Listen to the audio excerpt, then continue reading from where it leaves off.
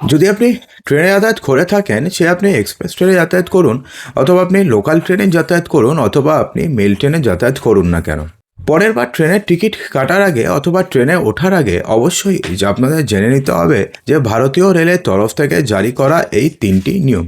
আপনারা এই 3টি নিয়মের মধ্যে একটি নিয়ম রয়েছে আপনাদের জন্য সুখবর।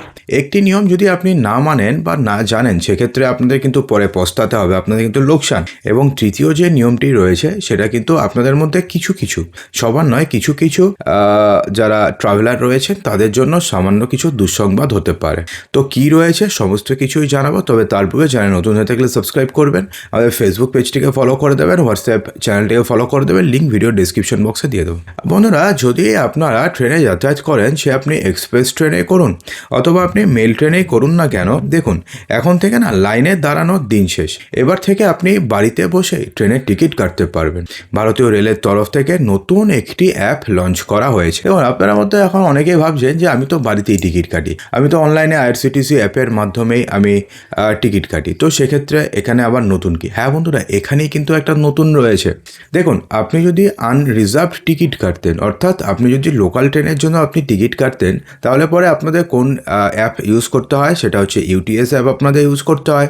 অপরদিকে যদি আপনি রিজার্ভেশনের টিকিট কাটেন অথবা এসির টিকিট কাটেন বা অন্য কিছু করেন, তাহলে সেক্ষেত্রে আপনাকে ব্যবহার করতে হয় আইআরসিটিসির অফিসিয়াল অ্যাপ। তো সেক্ষেত্রে কি হয় না, আপনার কিংবা ধরুন আপনাদের রেলে ধরুন আপনাদের কোনো সমস্যা হয়েছে, তো রেল সারথি অ্যাপ আপনাকে ডাউনলোড করতে হয়, অর্থাৎ 3-4টে অ্যাপ আপনাকে মোবাইলে ইনস্টল করতে হয়। অনেক জায়গা খেয়ে নেয়, অনেক সময় কোনটা কি কখন করবেন মনে থাকে না। কিন্তু এবার না এই সমস্ত ঝঞ্ঝাল আর নেই। এবার থেকে একটি অ্যাপ নিয়ে এসছে ইন্ডিয়ান রেলওয়েজ, যার নাম হচ্ছে রেল ওয়ান। এই অ্যাপের মাধ্যমে আপনি একদিকে যেমন আপনি লোকাল ট্রেনের টিকিট বুকিং করতে পারবেন, অর্থাৎ আনরিজার্ভ টিকিট বুকিং করতে পারবেন, সেই সঙ্গে আপনি এই অ্যাপের মাধ্যমে আপনি রিজার্ভেশন টিকিট বুকিং করতে পারবেন, আর সেই সঙ্গে আপনি প্ল্যাটফর্ম টিকিট বুকিং করতে পারবেন। সমস্ত কিছু আপনি এই অ্যাপের মাধ্যমেই করতে পারবেন। অর্থাৎ এই অ্যাপ আপনি একবার ইনস্টল করে নিলে না আপনার দরকার আছে আইআরসিটিসি অ্যাপ, না দরকার আছে রেল সারথি অ্যাপ, না দরকার আছে আপনাদের ইউটিএস অ্যাপ। আপনি প্ল্যাটফর্ম টিকিট থেকে শুরু করে আনরিজার্ভ টিকিট থেকে শুরু করে রিজার্ভ টিকিট থেকে শুরু করে সমস্ত কিছুই আপনি এই একটি অ্যাপের মাধ্যমে আপনি কিন্তু করে নিতে পারবেন। তার জন্য কিন্তু আপনাদের আর কোনো সমস্যা হবে না। দেখুন, এটা গেল হচ্ছে প্রথম আপডেট, যেটা কিন্তু আপনাদের জন্য এক সুখবর। দ্বিতীয় আপডেটটি চলুন আপনাদের কিছু কিছু কাস্টমারদের জন্য অথবা কিছু কিছু ট্রাভেলারদের জন্য এদের একটা দুঃসংবাদ হতে চলেছে।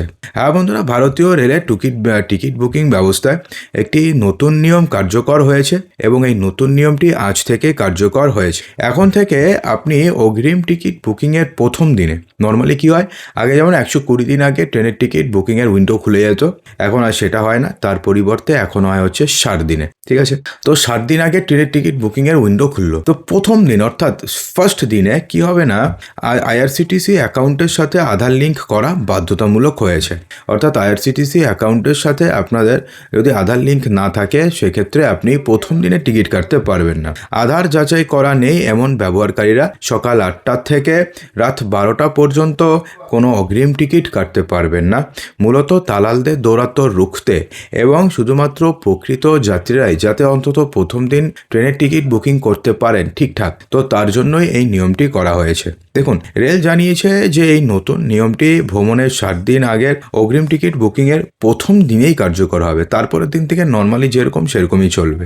যাদের অ্যাকাউন্ট আধারের সঙ্গে যুক্ত নয়, তারা সংশ্লিষ্ট দিনে রাত 12টা পর্যন্ত বা 12টার পরে টিকিট কাটার সুযোগ পাবেন। 12টা পর্যন্ত পাবেন না, 12টার পরে সংশ্লিষ্ট দিনের 12টার পর থেকে টিকিট কাটার সুযোগ পাবেন। কিন্তু যদি আপনি মনে করেন যে আমি না, আমার আইআরসিটিসি অ্যাপ থেকে আমি কাটবো না, আমি নর্মালি স্টেশন থেকে যেরকমভাবে কাটি সেরকমভাবেই কাটবো, তো সেক্ষেত্রে কোনো সমস্যা হবে না। সেক্ষেত্রে কোনো সমস্যা নেই। আপনি যদি ইসের থেকে কাটেন, স্টেশন থেকে কাটেন, তো সেক্ষেত্রে নর্মালি যেরকমভাবে আপনি টিকিট কাটতেন আগে, অর্থাৎ এই সমস্ত নিয়ম চালু হওয়ার আগে, ঠিক তেমনিভাবে কাটতে পারবেন। সেখানে ফর্ম ফিল আপ করবেন, আপনাদের আধার কার্ডের 1 কপি জেরক্স জমা দেবেন, ব্যাস হয়ে গেল, আপনার আর কোনো সমস্যা নেই। বন্ধুরা, তৃতীয় যে নিয়মটি রয়েছে, যেটা আপনারা না জানলে আপনাদের পরে ঠকতে হবে, সেই নিয়ম সম্পর্কে জানার পূর্বে আপনাদের কাছে একটা ছোট্ট রিকোয়েস্ট, যে আপনাদের মধ্যে যারা যারা এখনও পর্যন্ত ভিডিওটি দেখছেন এবং ভিডিওটি যারা ভালো লাগছে, ভিডিওটিকে এক্ষুনি একটি লাইক করবেন এবং ভিডিওটিকে আপনাদের বন্ধুবান্ধবের মাঝে প্রচুর শেয়ার করবেন। বন্ধুরা, অবশ্যই একটা 1000টি লাইক এবং 1000টি শেয়ারের একটা ছোট্ট টার্গেট থাকলো। দেখুন, তো আপনারা কি জানেন যে ধরুন আপনি ট্রেনে করে কোথাও যাবেন, দূরপাল্লার ট্রেনে করে, ধরুন শতাব্দী এক্সপ্রেস অথবা দুরন্ত এক্সপ্রেস অথবা রাজধানী এক্সপ্রেসে করে ধরুন আপনি কোথাও যাচ্ছেন। সেক্ষেত্রে ট্রেনের জন্য আপনারা স্টেশনে গিয়ে দাঁড়িয়েছেন, আধা ঘন্টার ট্রেন আসছে না, 2 ঘন্টার ট্রেন আসছে না, 3 ঘন্টার ট্রেন আসছে না। আপনি কি জানেন যে ট্রেন লেট করলে আপনি খাবার ফ্রিতে পেতে পারেন? হ্যাঁ বন্ধুরা, আপনারা ঠিকই শুনেছেন। ট্রেন যদি লেট করে তাহলে সেক্ষেত্রে আপনাদের ফ্রিতে খাবার দেবে আইআরসিটিসি। নর্মালি কি হয় যে ট্রেন লেট কিন্তু এটা একটা কমন ব্যাপার হয়ে গেছে।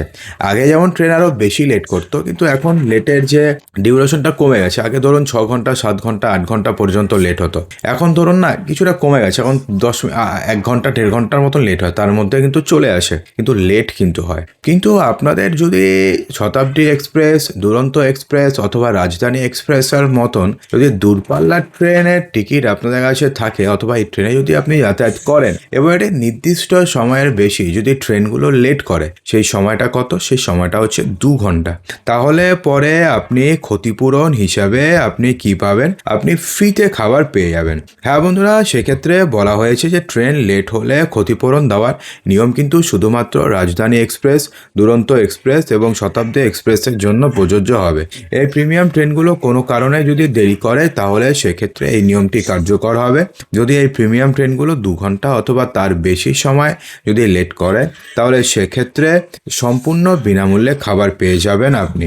ঠিক আছে, তো সেক্ষেত্রে আপনাকে অপশন দেওয়া হবে যে আপনি সকালের খাবার ফ্রিতে চান, দুপুরের খাবার চান, নাকি রাতের খাবার চান। তো সেক্ষেত্রে যদি আপনি দেখেন না এখন সকাল রয়েছে, আমি সকালের ব্রেকফাস্টটা আমি ফ্রিতে করে নেব, তো করে নিতে পারবেন। আপনি যদি চান না আমি দুপুরের লাঞ্চটা আমি ফ্রিতে করব, তো ফ্রিতে করে নিতে পারেন। আমি যদি আপনার